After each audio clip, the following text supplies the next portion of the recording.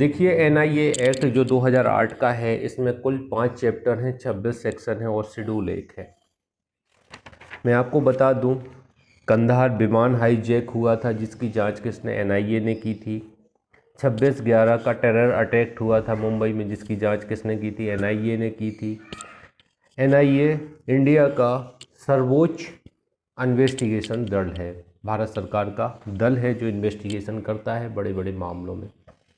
कौन से मामलों में इन्वेस्टिगेशन करता है, इसकी शेड्यूल में बताया गया है कि इस तरह के मामले आते हैं उनमें इन्वेस्टिगेशन करता है।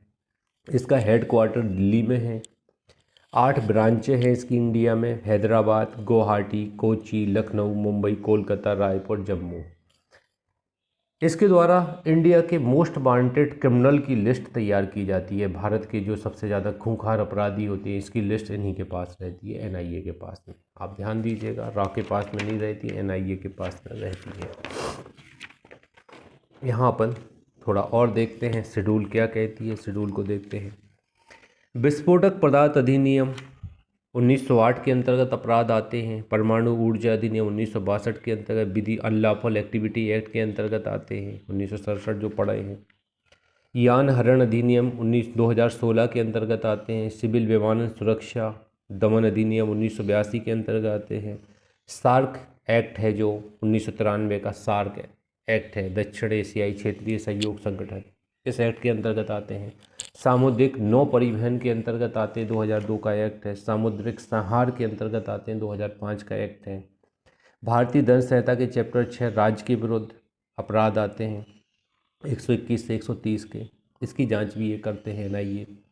भारतीय दंड संहिता के चैप्टर 16 की धारा 370 दुर्व्यापार और 370 एक ट्रैफिकिंग पर्सन का शोषण आता है, तो ये भी इसके अंतर्गत आते हैं, इसकी जांच भी यही करते हैं। भारतीय दंड संहिता की धारा 489 से 489 करेंसी नोट, बैंक नोटों के संबंध में अपराध होते हैं, इसकी जांच भी ये करते हैं। आयुध अधिनियम 1967 के अध्याय 5 की धारा 25(1) के अंतर्गत अंतर्राष्ट्रीय आयात निर्यात होता है, स्मगलिंग होती है हथियारों की, उसकी जांच ये करती है। सूचना प्रौद्योगिकी अधिनियम 2000 के अध्याय 11 के 66(f) साइबर आतंकवाद की जांच भी ये करते हैं। ये थोड़ा आप ध्यान दीजिएगा, इनके अंतर्गत इनकी जांच की जाती है। और केंद्र सरकार जो निर्देशित कर दे कि भाई इनकी जांच भी आपको करना है, तो वो जांच भी ये एनआईए करता है। ठीक है, आगे बढ़ते हैं। यह एक्ट 2008 का है, एक्ट नंबर 34 है 2008 का, ये आप ध्यान दीजिएगा यहाँ पे, एक्ट नंबर 34 है 2008 का। और इसका कुछ उद्देशिका दी गई है, इन उद्देशिकाओं को थोड़ा आप सुन लीजिए। भारत की संप्रभुता, सुरक्षा, अखंडता, राज्य की सुरक्षा, विदेशी राज्यों के बीच मैत्रीपूर्ण संबंध को प्रभावित करने वाले अपराधों और अंतर्राष्ट्रीय संधियों, करारों, अभिसमयों तथा संयुक्त राष्ट्र और उसके अभिकरणों, अन्य अंतर्राष्ट्रीय संगठनों के संकल्पों को कार्यान्वित करने के लिए अधिनियमित किए गए अधिनियमों के अधीन अपराधों का अन्वेषण और अभियोजन करने के लिए राष्ट्रीय स्तर पर एक अन्वेषण अभिकरण का गठन करने, उससे संबंधित आनुषंगिक विषयों का अधिनियम। तो इन सब के लिए इसका गठन किया गया है। एक मल्टीपर्पज़ यहाँ पे सोच रखी गई है, 2-3 इसके उद्देश्य रखे गए। थोड़ा एक बार देखेंगे तो उपरोक्त सभी आंसर लगाना, ज़्यादा दिमाग खर्च नहीं करना है इसमें। विस्तार इसका जरूर देखने लायक है। विस्तार 5 पॉइंटों में अपन पढ़ेंगे। पहला है संपूर्ण भारत पे विस्तार है इसका। दूसरा है भारत के बाहर, भारत के नागरिकों पर, भारत का नागरिक जहाँ भी जाएगा इंडिया से बाहर उस पर एनआईए एक्ट लागू होता है। भारतीय सेवा में व्यक्तियों को चाहे जहाँ भी हो, भारतीय सेवा के जो व्यक्ति हैं, सरकारी नौकरी कर रहे हैं, वो चाहे जहाँ हो, चाहे दूतामंडल में हो, चाहे जिस देश में हो, उन पर लागू होता है। भारत में रजिस्ट्रीकृत पोत वायुयानों पर भी लागू होता है, ये ध्यान दीजिए, रजिस्ट्रीकृत पोत और वायुयानों पर भी लागू होता है। ऐसे व्यक्तियों को जो भारत के बाहर भारतीय नागरिक के विरुद्ध या भारत के हितों के प्रभावित करने के वाला कोई अनुसूचित अपराध करते हैं भी लागू है। भारत के बाहर अपराध करते हैं उन व्यक्तियों पर भी लागू है। 5 तरह से इसका विस्तार बताया गया है। सेक्शन 2 में परिभाषाएं हैं। 2(1)(a) में अभिकरण से धारा 3 के अधीन गठित राष्ट्रीय अन्वेषण अभिकरण है। 2(1)(b) में संहिता से CRPC 1973 तात्पर्य है। 2(1)(c) में उच्च न्यायालय से अधिकारिता वाला विशेष न्यायालय, वह उच्च न्यायालय जिसकी अधिकारिता के भीतर विशेष न्यायालय स्थित है, वो उच्च न्यायालय आएगा।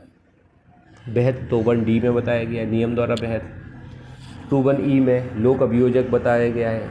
लोक अभियोजक, अपर लोक अभियोजक, विशेष लोक अभियोजक, 3 पदाधिकारी आते हैं लोक अभियोजक में, ई में 2(1) ई में। 2(1) F में शेड्यूल बताई गई, ये अधिनियम की शेड्यूल है, एक ही शेड्यूल है, उसको बताया गया है। 2(1) G में शेड्यूल्ड ऑफिसर बताए गए, अनुसूचित विनिर्दिष्ट अपराध, मतलब शेड्यूल्ड अपराध बताए गए। 2(1) G में शेड्यूल्ड ऑफेंस, अनुसूचित अपराध।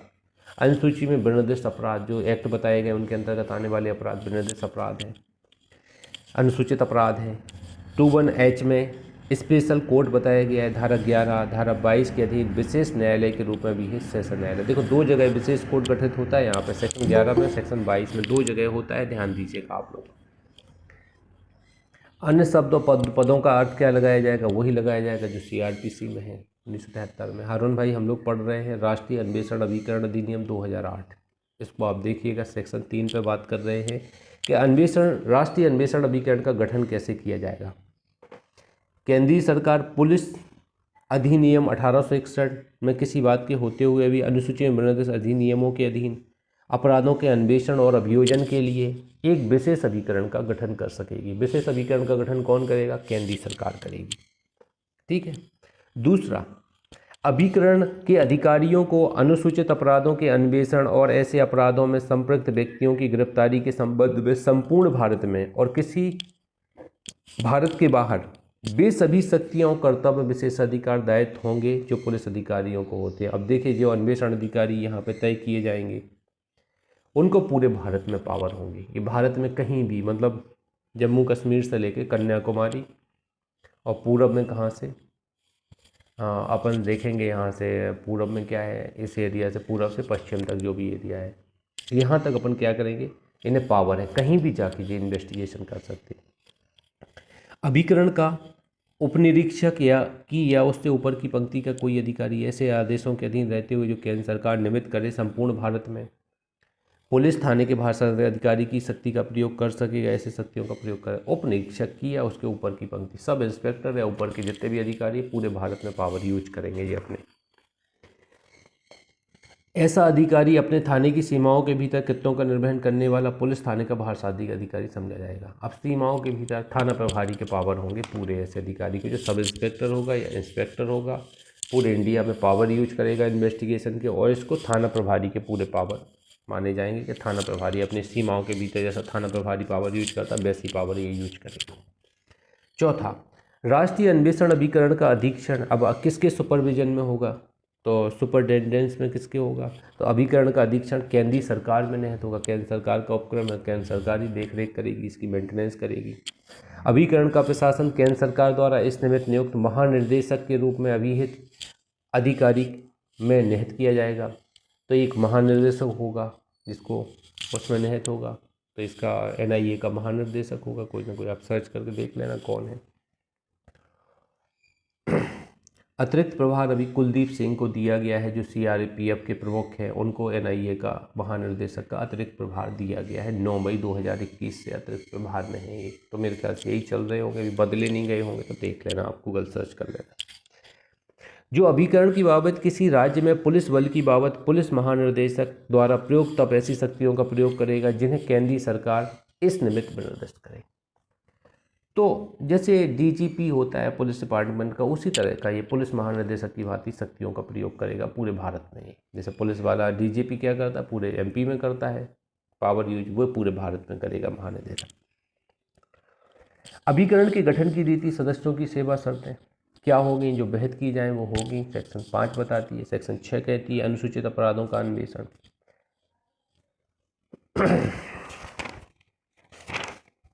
देखिए, किसी अनुसूचित अपराध से संबंधित सूचना की प्राप्ति पर संहिता की धारा 154 के अधीन उसको अभिलिखित किए जाने पर पुलिस थाने के भाषण उसकी रिपोर्ट का तत्काल राज्य सरकार को 154 में क्या होता है, FIR दर्ज होती है।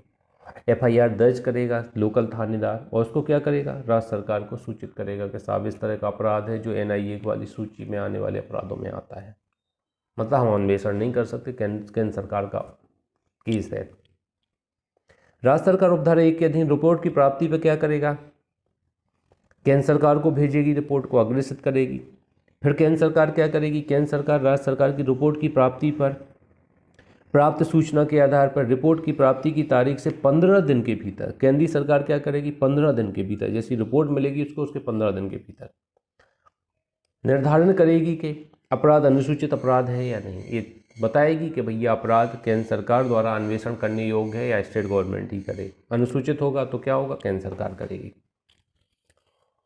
यह भी अवधारित करेगी क्या वह अपराध अभिकरण द्वारा अन्वेषण किए जाने के लिए उपयुक्त मामला है, ठीक है, ये भी अवधारण करेगी। जहां केंद्र सरकार की राय है कि अपराध अधिसूचित अपराध है, अनुसूचित अपराध है और वह अभिकरण द्वारा अन्वेषण किए जाने के लिए उपयुक्त मामला है, वहां वह अभिकरण को उक्त अपराध का अन्वेषण करने का निर्देश देगी। ये डायरेक्ट करेगी, जाओ इन्वेस्टिगेशन कर। केंद्रीय सरकार की यह राय है कि कोई अनुसूचित अपराध कारित किया गया है जिसका इस अधिनियम के अधीन अन्वेषण किया जाना अपेक्षित है, तो वह स्वप्रेरणा से अभिकरण को उक्त अपराध का अन्वेषण करने के लिए निर्देश दे सकेगी। स्वप्रेरणा से भी निर्देश दे सकेगी कि आप करो। छठवां, जहां कोई निर्देश राज्य सरकार और अपराध का अन्वेषण करने वाला राज्य सरकार का कोई पुलिस अधिकारी आगे अन्वेषण नहीं करेगा। अब फिर केंद्र सरकार इन्वेस्टिगेशन करेगी तो छोटे मोटे अधिकारियों की क्या वैल्यू, वहाँ पे वो हट जाएंगे एक साइड, वो अन्वेषण नहीं करेंगे। कौन सा, स्टेट गवर्नमेंट के पुलिस अधिकारी, थाना प्रभारी। अब ये लोग आते हैं, एनआईए वाली टीम आती है तो सलूट मारते हैं इस तरह, थानेदार भी का सेंट्रल गवर्नमेंट के, भैया मानदेय इनके ज़्यादा हैं अपन से। यह घोषणा की जाती है कि अभिकरण द्वारा सब क्लॉज 7 मामले का अन्वेषण प्रारंभ करने तक पुलिस थाने के बाहर साधक अधिकारी का कर्तव्य होगा अन्वेषण जारी रखे। जब तक वो नहीं आ जाते, चार्ज नहीं ले लेते, तो तब तक स्टेट गवर्नमेंट का पुलिस थाना अधिकारी क्या करेगा, इन्वेस्टिगेशन जारी रखेगा। जहां केंद्रीय सरकार की राय है कि भारत के बाहर किसी ऐसे स्थान पर जहां इस अधिनियम का विस्तार कोई अनुसूचित अपराध किया जाता है तो वह अभिकरण को इस प्रकार केस रजिस्टर करने और अन्वेषण प्रारंभ करने के लिए निर्देश दे सकेगी मानो ऐसा अपराध भारत में किया गया हो। ऐसा निर्देश दे सकेगी अपराध भारत में किया गया है। नई दिल्ली में विशेष न्यायालय की अधिकारिता होगी। नई दिल्ली में जो एनआईए का कोर्ट बनेगा, विशेष कोर्ट इंडिया भर के लिए, वो दिल्ली में स्थापित है, कहने का तात्पर्य। सेक्शन 7, अन्वेषण राज्य सरकार को अंतरित करने की शक्ति। अब कब अंतरित करेगी, जब उसे लग रहा है कि केंद्रीय लेवल अनुसूचित अपराध नहीं है तो अन्वेषण क्या करेगी, स्टेट गवर्नमेंट को अंतरित कर देगी एनआईए टी। वो यहाँ बताया गया सब क्लॉज 7 में। किसी अपराध का अन्वेषण करते हुए अभिकरण अपराध की गंभीरता और सुसंगत बातों को ध्यान में रखते हुए राज्य सरकार को यह अनुरोध कर सकता है कि वह स्वयं अन्वेषण से सहमत हो, स्वयं जुड़े, अन्वेषण खुद करे स्टेट गवर्नमेंट। दूसरा, केंद्रीय सरकार के पूर्व अनुमोदन से मामले को अपराध के अन्वेषण और विचारण के लिए राज्य सरकार को अंतरित कर सकता है। पूर्व अनुमोदन से राज्य सरकार को अंतरित कर सकता है कि आप कीजिए इन्वेस्टिगेशन। 8, संसक्त अपराधों का अन्वेषण करने की शक्ति। अभिकरण किसी अनुसूचित अपराध का अन्वेषण करते समय किसी ऐसे अन्य अपराध का भी अन्वेषण कर सकता है जिसका अभियुक्त द्वारा किया जाना अभिकथित है, यदि वह अपराध अनुसूचित अपराध से संसक्त से जुड़ा हुआ अपराध है। मान लीजिए विमान हाईजैक किया, ठीक है, अब विमान हाईजैक करते समय 2-4 की हत्या कर दी तो 302 भी कर दी है, तो उसका भी साथ साथ इन्वेस्टिगेशन होगा, हत्या का भी होगा, हाईजैक का भी होगा। राज्य सरकार का राष्ट्रीय अन्वेषण अभिकरण को सहायता देना। राज्य सरकार अनुसूचित अपराधों के अन्वेषण के लिए अभिकरण को सभी प्रकार की सहायता सहयोग देगी। हालांकि ये लोग आते हैं, साहब बने बैठते हैं ऑफिस में, बेचारे स्टेट गवर्नमेंट के पुलिस अधिकारी इनकी हेल्प करते हैं, जाते हैं हर जगह। जैसे आपने देखा ना, आरक्षण मूवी देखे हो ना, आर्टिकल 15 में देखिए, नाले में उतरने को कोई तैयार नहीं थे। अगर वो नाले में नहीं उतरता तो उस बच्ची की जान नहीं बचती। उतर जाता है नाले में, कूद जाता है नाला पार करके, बच्ची को बचा लाता है, एक पाइप के अंदर छुपी बैठी रहती है, उसके साथ कोई गलत घटना हो। सेक्शन 10, अनुसूचित अपराधों का अन्वेषण करने की राज्य सरकार की शक्ति। अब राज्य सरकार क्या करेगी, इस अधिनियम के अधीन और बंदों के सिवाय इस अधिनियम की कोई बात किसी अनुसूचित अपराध या तत्सम प्रदान अन्वेषण के अभियोजन करने का राज्य सरकार की शक्ति प्रभाव नहीं डालेगी। राज्य सरकार भी चाहे तो अन्वेषण कर सकती है, उसको रोका नहीं जाएगा। सेक्शन 11, विशेष न्यायालय को बताती है। विशेष न्यायालयों को विशेष न्यायालय के रूप में अभिहित करने की केंद्र सरकार राजपत्र में अधिसूचना द्वारा अनुसूचित अपराधों के विचारण के लिए ऐसे क्षेत्रों के लिए, ऐसे मामलों की वर्ग के समूह के लिए जो अधिसूचना में निर्दिष्ट किए जाएं, उच्च न्यायालय के मुख्य न्यायमूर्ति के परामर्श से एक या अधिक सेशन न्यायालयों को विशेष न्यायालय के रूप में अभिहित करेगी। सेशन कोर्ट को विशेष न्यायालय बनाएगी। कौन? केंद्र सरकार। कौन? केंद्र सरकार, राज्य सरकार नहीं। स्पष्ट किया, उच्च न्यायालय पद से उस राज्य का जिसमें विशेष न्यायालय के रूप में अभिहित किया जाना है, ऐसा कोई सेशन न्यायालय कार्य कर रहा है, वो उच्च न्यायालय है। जिसके सबऑर्डिनेट विशेष न्यायालय बना है वो हाई कोर्ट आएगा। सब क्लॉज 2 इम्पोर्टेंट है। जहाँ किसी विशेष न्यायालय की अधिकारिता के बारे में कोई प्रश्न उद्भूत होता है, वहाँ प्रश्न केंद्रीय सरकार को निर्देशित किया जाएगा जिसका उस विषय में विनिश्चय अंतिम होगा, जो फाइनल निर्धारण करेगा कि भैया क्या प्रश्न सेंट्रल गवर्नमेंट निपटाएगी या अन्य कोई निपटाएगा। शंकाओं को दूर करने के लिए यह बंद किया जाता है कि सेशन न्यायालय के सेशन न्यायाधीश द्वारा उस सेवा में जिससे वह संबंधित है उसे लागू होने वाले नियमों के अधीन अधिवर्षता की आयु प्राप्त कर लेना उसके विशेष न्यायालय के न्यायाधीश के रूप बनी रहने प्रभावित नहीं करेगी। और यदि केंद्रीय सरकार के परामर्श से नियुक्ति प्राधिकारी आदेश द्वारा यह निर्देश दे सकेगा कि वह किसी निर्दिष्ट तारीख तक या समक्ष मामले या मामलों का जो उस आदेश में निर्देश की जाए विचारण पूरा होने तक न्यायाधीश बना रहेगा। देखिए अधिवर्षता जानते हैं आप, रिटायर्ड होने पर भी अगर कोई विशेष न्यायालय का न्यायाधीश है तो वो बना रहेगा। रिटायर्ड होने पर भी पद पर रहेगा, पद पर बना रहेगा। कौन बना रहेगा? पद पर बना रहेगा। कौन? विशेष न्यायालय का न्यायाधीश। जैसे सेशन न्यायाधीश रिटायर्ड हो गया है 62 साल 65 साल 62 साल रिटायरमेंट की हमारे यहाँ स्टेट गवर्नमेंट में एज है, 62 साल में रिटायर्ड हो गए तो वो जो मामला सुन रहे सुनते रहेंगे, उन्हें नहीं हटाया जाएगा इस विशेष कोर्ट से। विशेष कोर्ट की जज फिर चाहे उस केस से जजमेंट आ जाए फिर हटा दें। तो ये निर्धारित कर सकता है केंद्र सरकार। सेक्शन सब क्लॉज 9 में आ जाते हैं। जब किसी क्षेत्र या क्षेत्रों के लिए एक से अधिक विशेष न्यायालय विहित किए जाते हैं या तो उनमें कार का वितरण किया जाता है तो ज्येष्ठतम न्यायाधीश क्या करेगा? कार का वितरण करेगा। एक से अधिक न्यायालय है तो कार का वितरण कौन करेगा? ज्येष्ठतम न्यायाधीश करेगा। सेक्शन 12 बैठक का स्थान ज्ञान होगा। विशेष न्यायालय अपनी स्वप्रेरणा से लोक अभियोजक द्वारा आवेदन किए जाने पर अपनी किसी कार्रवाई की बैठक के सामान्य स्थान से भिन्न किसी अन्य स्थान पर बैठक कर सकेगा। विशेष न्यायालय करेगा, अन्य स्थान पर भी बैठक करने का पावर है। 13 विशेष न्यायालयों की अधिकारता। अब क्या अधिकारता होगी विशेष न्यायालय की? अभिकरण द्वारा अन्वेषण किए गए प्रत्येक अनुसूचित अपराध का विचारण केवल उसी विशेष न्यायालय द्वारा किया जाएगा जिसकी स्थानीय अधिकारता के भीतर उस अपराध का किया गया था। देखिए इसके जोनल हेड बनाए गए, 6 हेड बनाए गए हैं ऑफिस, तो वहाँ पे जो विशेष न्यायालय आएगा जिस ज्यूरिडिक्शन में तो वहीं विचारण होगा। यही कहने का तात्पर्य है इनका।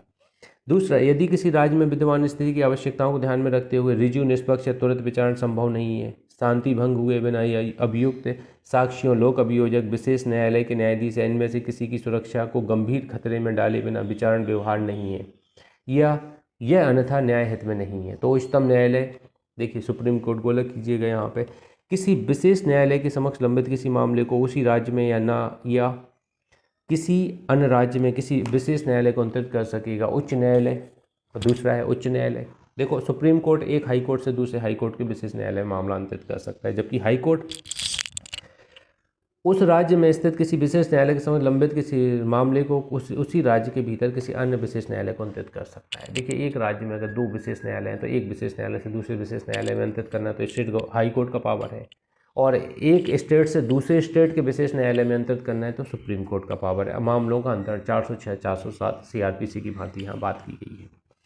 तीसरा, केंद्रीय सरकार यथास्थिति सबक्लॉज 3 बोलती है 13 की यथास्थिति उच्चतम न्यायालय उच्च न्यायालय इस धारा के अधीन कार्रवाई या तो केंद्रीय सरकार के या हितबद्ध किसी पक्षकार के आवेदन पर कर सकेगा, और ऐसा कोई आवेदन समावेदन के माध्यम से किया जाएगा। आवेदन भारत का वैदिक शपथ पत्र विज्ञान शपथ पत्र होगा, तो महा न्यायवादी के शपथ पत्र द्वारा वो हो गया, क्या होगा, समर्थित होना चाहिए ऐसा आवेदन। मोशन द्वारा लाएंगे अपन, कोई भी आवेदन लाएंगे तो मोशन द्वारा लाएंगे, कहने का मतलब है मामले अंतरित कराने के लिए, मतलब एक लिखित तौर पर निश्चित प्रारूप में अपन आवेदन करेंगे, जो महान्यायवादी इस पर अनुमोदन करेगा तभी वो ट्रांसफर होगा एक हाई कोर्ट से दूसरे हाई कोर्ट, एक विशेष न्यायालय से दूसरे विशेष न्यायालय, हाई कोर्ट और सुप्रीम कोर्ट द्वारा।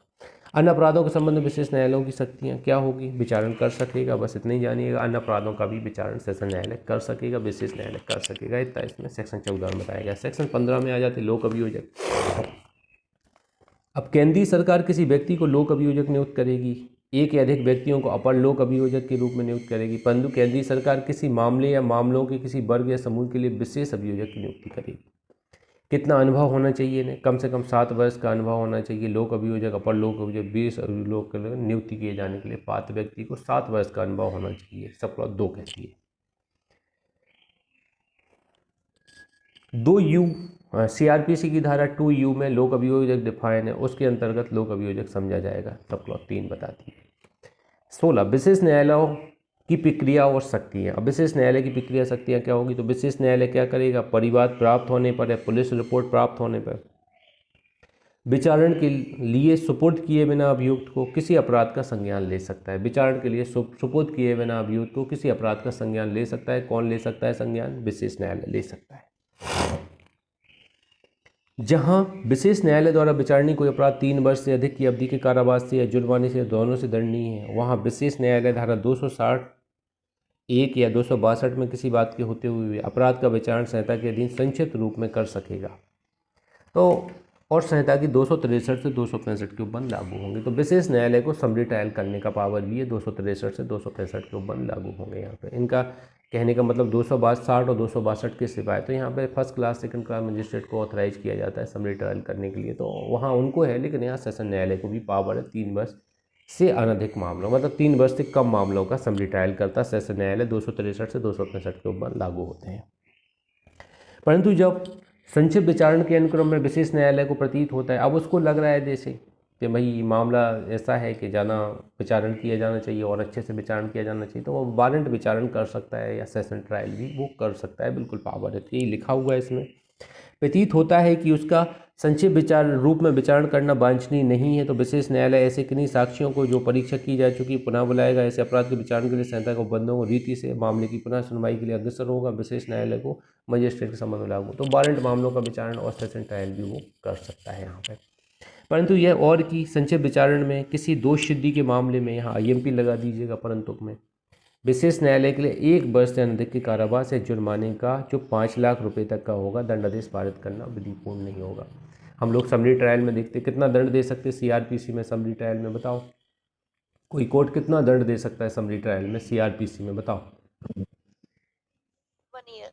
1 ईयर CRPC का तो 7 ईयर है भैया। उधर तो समरी ट्रायल की बात कर रहे हैं, ऐसे क्वेश्चन गलत करना। लीडिंग क्वेश्चन है ये, सबसे ज़्यादा पूछा जाता है। कितना है जल्दी? हाँ इन्होंने सही बताया है, क्या नाम, कल्याणी ने बिल्कुल सही जवाब दिया। 3 महीने का कारावास होता है समरी ट्रायल में, ध्यान देना। 200 कितने में है? 260 से लेकर 265 तक की धाराओं में दिया गया है। ये आप देखेंगे किसी धारा में दिया गया है कि 3 महीने तक मैक्सिमम कारावास दे सकता है। कौन से मामले आते हैं समरी ट्रायल में CRPC में बताओ? 2,000 रुपये तक की चोरी की है, 2 साल तक के कारावास से मामले आते हैं वहाँ पे। 2,000 रुपये तक की चोरी के मामले और 2 साल तक के कारावास से दंडनीय मामले। समरी ट्रायल में दंड कितना होता है?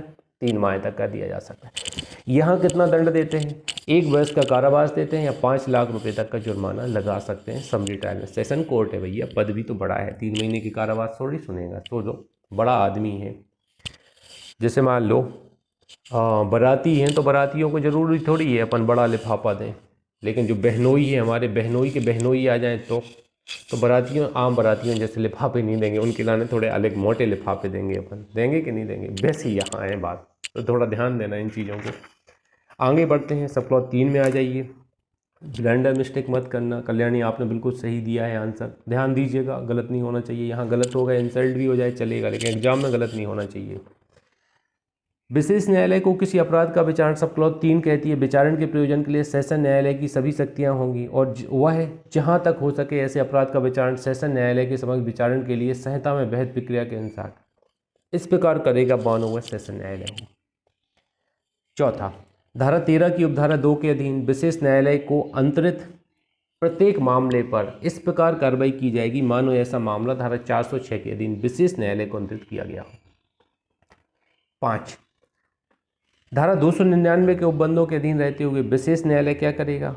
अभियुक्त या प्लीडर की अनुपस्थिति में विचारण की कार्रवाई कर सकेगा। प्रति परीक्षा के लिए साक्षी को पुनः बुलाने के अधिकार के अधीन रहते हुए किसी साक्षी का साक्ष्य विलिखित कर सके। ये जनरल कार्रवाई है, इनको याद करने की जरूरत नहीं है अपन को। सेक्शन 17, साक्षियों की संरक्षा। अब इस अधिनियम के अधीन कार्रवाइयाँ किसी विशेष न्यायालय ऐसी वांछा करे तो लेखबद्ध किए जाने वाले कारणों से बंद कमरे में की जाएंगे। अगर रिटन तौर पर विशेष न्यायालय देता है तो क्या करेंगे? कैमरा ट्रायल होगा। विशेष न्यायालय का किसी साक्षी द्वारा या ऐसे साक्षी के संबंध में लोक अभियोजक द्वारा किए गए आवेदन पर या स्वपूर्णता से समाधान हो जाता है कि साक्षी का जीवन खतरे में है, तो वह लेखबद्ध किए जाने वाले कारणों से उस साक्षी की पहचान पते को गुप्त रखने के लिए उपाय करेगी।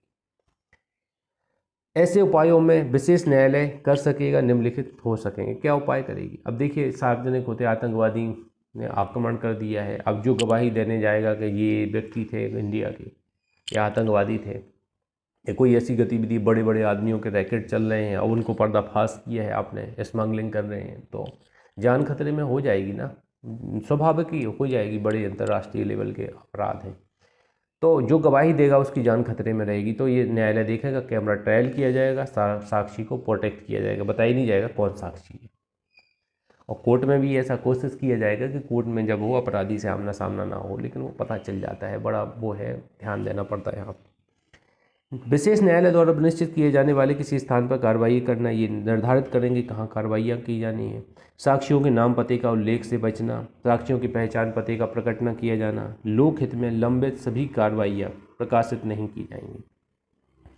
यदि कोई व्यक्ति उपधारा 3 के अधीन जारी किए गए किसी विनिश्चय का निर्देश का उल्लंघन करता है, मतलब साक्षियों का आइडेंटिफाई प्रकाशित करता है, तो क्या होगा, 3 वर्ष के कारावास से और 1000 रुपये तक के जुर्माने से दंडित किया जाएगा। सेक्शन 18 अभियोजन के लिए मंजूरी। अभियोजन के लिए मंजूरी कौन सी सेक्शन है, सेक्शन 18 है। इस अधिनियम द्वारा प्रदत्त शक्तियों के प्रयोग में की गई या किए जाने के लिए तात्पर्य किसी बात के बाबत अभिकरण के किसी सदस्य या उसकी ओर से कार्य करने वाले व्यक्ति के विरुद्ध कोई भी अभियोजनवाद या अन्य विधिक कार्रवाई किसी न्यायालय में केंद्रीय सरकार की पूर्व मंजूरी के सिवा संस्थित नहीं की जाएगी। तो केंद्र सरकार की मंजूरी लगेगी तभी कोई अभियोजन चलेगा। किसी सदस्य या उसकी ओर से कार्य करने वाले किसी व्यक्ति के विरुद्ध, अभिकरण के सदस्य के विरुद्ध कार्रवाई करना है या किसी व्यक्ति के विरुद्ध कार्य करना है निर्देशों, तो केंद्र सरकार की मंजूरी लगेगी यहाँ पे।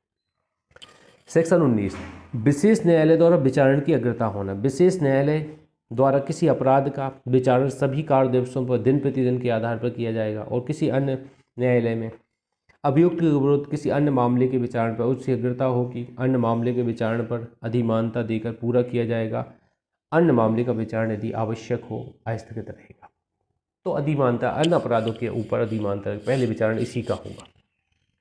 नियमित अपराधों को मामले अंतरित करने की शक्ति, नियमित न्यायालयों को मामले अंतरित करने की शक्ति। तो अपराध का संज्ञान लेने के पश्चात विशेष न्यायालय की राय है कि अपराध उसके द्वारा विचारणीय नहीं है, तो वह क्या करेगा, ऐसे अपराध का विचारण के लिए मामले को अधिकारता रखने वाले न्यायालय को अंतरित करेगा और वह न्यायालय क्या करेगा, अपराध के विचारण पर इस कार्रवाई में मानव अपराध का संज्ञान करने वाला न्यायालय को कहा जाएगा। जैसे लग रहा है स्पेशल अनुसूचित अपराध नहीं है, इसमें ट्रायल पे पता चला कि ये अनुसूचित अपराध में नहीं आता, ये तो जनरल अपराध है, तो जनरल कोर्ट को अपन भेज देंगे। स्पेशल कोर्ट से मामला कहाँ चला जाएगा, एडिशनल सेशन कोर्ट में मामला चला जाएगा कि आप सुनो भैया मामला सेशन मामला का है, तो आप सुनिए मामला ये अनुसूचित अपराध नहीं है। तो विशेष न्यायालय को ये पावर है, ऐसा कर सकता है। अपीलें, विशेष न्यायालय के किसी निर्णय दंडादेश आदेश से जो उत्तरवर्ती आदेश नहीं है, तत्व विधि दोनों के प्रश्न में अपील हाई कोर्ट में होगी। अपील कहाँ होगी, हाई कोर्ट में होगी। ऐसे सेशन न्यायालय ही विशेष न्यायालय हो तो हाई कोर्ट में होगी। तत्व विधि दोनों पे अपील होगी, तथ्य के प्रश्न पे होगा, विधि के प्रश्न पे होगी। प्रत्येक अपील की सुनवाई उच्च न्यायालय के 2 न्यायाधीशों की न्यायपीठ द्वारा की जाएगी। जहाँ तक संबंध हो अपील ग्रहण करने की तारीख से 3 माह के भीतर निपटारा किया जाएगा। तो कम से कम 2 जज बैठेंगे हाई कोर्ट के, डबल बेंच रहेगी तो ही यहाँ पे सुना जाएगा, सिंगल बेंच नहीं सुनेगी हाई कोर्ट में। और 3 माह के भीतर निस्तारण किया जाएगा एनआईए वाले मामले का। विशेष न्यायालय किसी निर्णय दंडादेश आदेश से अंतर्वर्ती आदेश भी है, किसी न्यायालय में अपील पुनरीक्षण नहीं होगी। अब अपील पुनरीक्षण नहीं होगी, नो अपील नो रिवीजन। निर्णय दंडादेश आदेश से अंतर्वर्ती आदेश भी अपील पुनरीक्षण नहीं होगी। 378(3) में किसी बात के होते हुए भी सीआरपीसी की धारा है।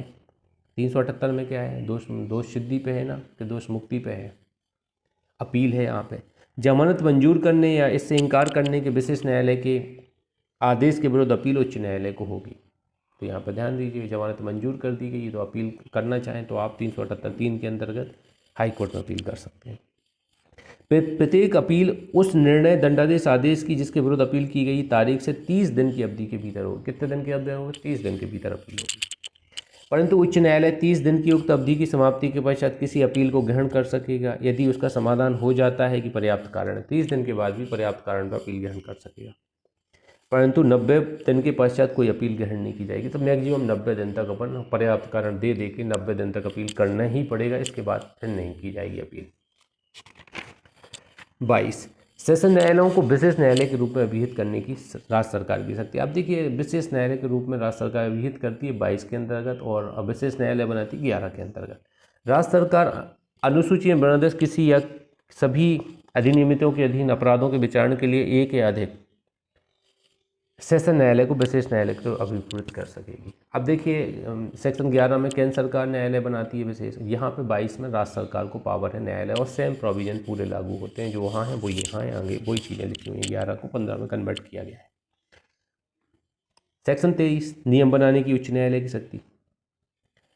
उच्च न्यायालय राजपत्र में अधिसूचना द्वारा नियम बना सकेगी जिन्हें वह राज्य क्षेत्र के भीतर विशेष न्यायालय के संबंध में इस अधिनियम के उपबंधों को क्रियान्वित करने के लिए आवश्यक समझे। तो विशेष न्यायालय के संबंध में जो नियम बनाएगा वो कौन बनाएगा? हाई कोर्ट ही बनाती है। स्टेट गवर्नमेंट को क्या पावर है?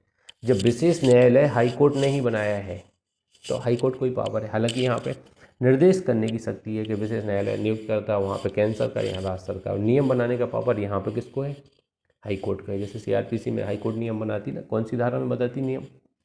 बताओ। एक क्वेश्चन और है, ये क्वेश्चन पूछा जाता है, हाई कोर्ट का नियम बनाने का पावर कौन सी धारा में है? 477 हाँ, कौन सी धारा सही है? 477 है भैया, सही शायद 477 है भैया। 484 तो निरसन की धारा है। 477 है भैया, कंफर्म। मैं देख लेता हूँ। हाई कोर्ट की नियम बनाने की पावर है 477 में, ध्यान दीजिएगा। और हाई कोर्ट का विचारण करने का पावर 474 में है। इनहेरेंट पावर कितने में? 482 में। और निरसन है 484 में। ठीक है, ये सब धाराएं पूछी जाती हैं। ठीक है, सेशन ट्रायल का उपयोग करता है हाई कोर्ट, ट्रायल करता है कौन सी धारा में? 474 में। हाई कोर्ट की नियम बनाने की पावर है 477 में। इनहेरेंट पावर है कितने में? 482 में। और रिपील करने का पावर, रिपील है पूर्ववर्ती एक्ट को, कौन सी में? 484 में। ध्यान दीजिएगा, ये गलत नहीं होना चाहिए। क्वेश्चन आया हुआ क्वेश्चन आता रहता है अक्सर। तो नियम बनाने की शक्ति यहाँ पे लिख लें आप। 477 मैंने लिखाया भी था आपको, मेरे बैरेक्ट पे भी लिखा हुआ है। इस एक्ट, इस धारा की बाजू में लिख लें आप 477 सीआरपीसी, रिलेवेंट सेक्शन 477 सीआरपीसी। कठिनाइयों को दूर करने की शक्ति 24 बताती, केंद्र सरकार कठिनाइयाँ दूर कर सकती। कब कर सकती? अधिनियम बनने के 2 वर्ष के भीतर कर सकता है। ऐसी कठिनाइयाँ दूर करेगी, संसद के सदन के समक्ष रखी जाएगी। सेक्शन 25 बोलती नियम बनाने की शक्ति, केंद्र सरकार नियम बना सकती है इस एक्ट के अंतर्गत। और नियमों को क्या किया जाएगा, क्या क्या नियम होंगे, सब क्लॉज 2 में बताए गए। नियमों के अंतर्गत क्या क्या होंगे? पहला है धारा 5 के अधीन अभिकरण के गठन की रीति क्या है? अभिकरण में नियोजित व्यक्तियों की सेवा की शर्तें क्या हैं? अन्य विषय क्या है? इसके संबंध में नियम बनाएगी। कौन बनाएगी? केंद्र सरकार बनाएगी। नियमों का रखा जाना, केंद्र सरकार जो नियम बनाएगी संसद के दोनों सदनों के पटल पर रखी जाएगी नियम। यहाँ पर 3 क्वेश्चन मैं आपसे फिर पूछता हूँ, फिर इसको रखते हैं अपन। पहला क्वेश्चन बताइए, एनआईए एक्ट का एक्ट नंबर कितना है? जल्दी बताइए। 34। एनआईए एक्ट का एक्ट नंबर कितना? जल्दी बताइए। 34 भैया, एनआईए एक्ट अधिनियम 2008 का अधिनियम 34। इसमें क्वेश्चन नंबर पहले का गलत आंसर है, सुधार लेना अपने बेयर एक्ट के पीछे आंसर दिए गए खेतपाल में डी लिख लेना आंसर, इसमें बी लिखा था। ठीक है, इसको कब लागू किया गया बताइए? 31 दिसंबर 2008। हाँ, 31 दिसंबर 2008 को लागू किया गया। क्वेश्चन नंबर 4 है। ठीक है, अब यहाँ पे एक चीज़ बताना है अपन को, विशेष न्यायालय किन धाराओं के अंतर्गत गठित किए जाते हैं? ऑप्शन सुनिएगा, सेक्शन 11, सेक्शन 22, ए और बी दोनों, सी उपरोक्त में से कोई नहीं। कौन सा?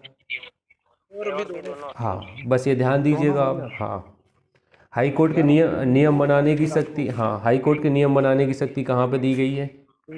23। देखिए हम लोग देखिए यहाँ पे एक चीज़ ध्यान दीजिए,